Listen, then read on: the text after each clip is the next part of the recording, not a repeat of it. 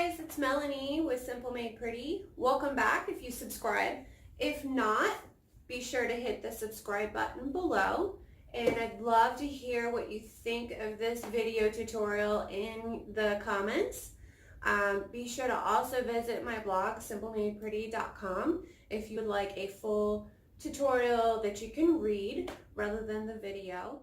Today I want to share with you guys how to make this cute honeybee and beehive display. Now I have this on a shelf above my wine rack in my kitchen / family room, but you could display this on a china cabinet, a kitchen cabinet, anywhere in your home that you want to put something pretty for spring and summer. And there is actually a National Honeybee Day, and that's in August. So maybe you're going to be putting this up in August. So this cute little display all started with a little honey beehive. And this is a Dollar Tree DIY. Actually, all of these are, but you do need a Cricut machine to make some of these projects. And then I also highly recommend the Cricut Easy Press, since we're going to be using iron-on or HTV products. If you don't have a Cricut Easy Press, you can easily use a regular clothing iron, but the Easy Press just makes it so much easier. And actually, I'm going to include the link, my affiliate link for my favorite Cricut machine and the Cricut Easy Press below in the description. So this first line here kind of exploded on Instagram. Everybody just loved this idea. I can't wait to show you how I made it, and it's just such a cute sign using Dollar Tree materials. So I hope you enjoy the tutorial, and let me know what you think in the comments. For this first project, we're going to be making beehives, and I used old plastic Easter eggs. These are a medium size, so they're in between the small and a large egg, but you can use a larger egg to make a cute large beehive. And what I did was I took some Dollar Tree rope and I unraveled it. Rather than using the entire piece of rope, you'll get more for your money if you unravel the rope. And then I cut the eggs in half since they were attached, and I started using my glue gun to attach the unraveled rope around the plastic egg, and I just kept gluing until it was completely covered.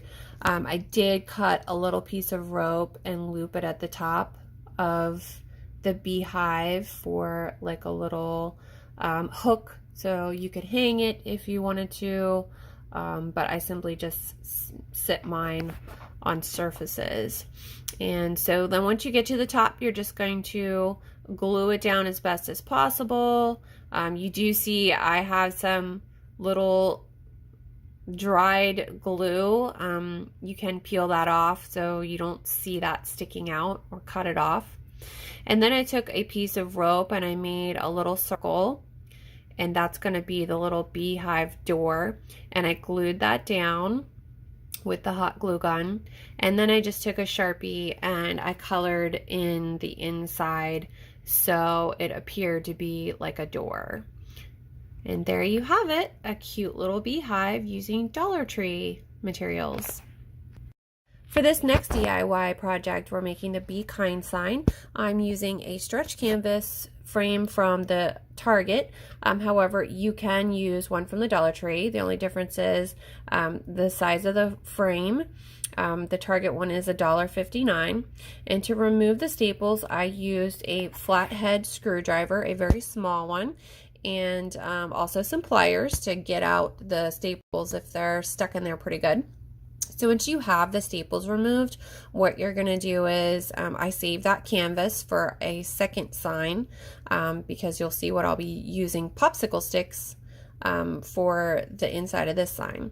Now I lightly sanded my frame just because there was some, I don't want anybody getting splinters, and I used my favorite wood stain Briar Smoke is the color, and a Dollar Tree foam brush. Of course, I'm wearing gloves because I hate getting stain on my fingers.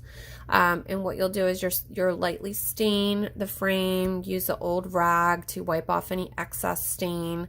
This is how I stain all of my wood products, and then I just set it outside to dry. And luckily I live in Florida, so anything I paint dries very quickly in the sun.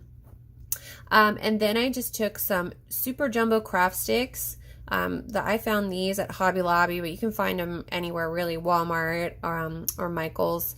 And what I did was I sized them, and according to the size of the stretch canvas that I had left over. I just took one stick and I laid it across, and that's basically going to be what's my supporting, that's holding all of them together. And I just used tacky glue on that one stick, and I'm going to take a second stick after that's on, and I'm going to measure it to kind of create an X on the back and glue that. So then those two pieces are basically supporting this. And I'm going to spray paint it with chalk paint. You can use any paint, and let that dry. And then I took some wooden letters found at the Dollar Tree and painted them black. And once the jumbo sticks were dry, I glued my frame to it. So it kind of gave it this farmhouse style look. And then I took my dried black painted Be Kind letters and glued them down. And this bumblebee I cut using my Cricut machine. And as I mentioned at the beginning of the photo, if you go to shop.simplemadepretty.com, you can find the SVG file to make all of the images with a Cricut or Silhouette machine. And I simply just cut 2 layers and glued them together and glued it down to make the sign. So this is where I used the leftover canvas from the Be Kind sign, and I just simply cut off the ends, so I was left with a canvas square.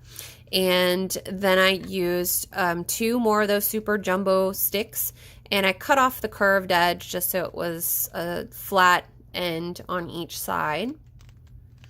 And then there's one for the top and one for the bottom. And then what I did was I took my favorite stain again and I stained them. And once they were dried, I just took tacky glue and I glued them down onto that stretch canvas. So I'm just making a scroll sign. And I took a small piece of twine, which you can find from the Dollar Tree, and I glued that down to the top just so it had something that you could hang the scroll sign. And I just glued the other stick to the top. And then I took some iron-on that I cut with my Cricut.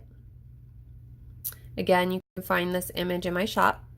And I just used my Easy Press right on top of everything, the wood and everything.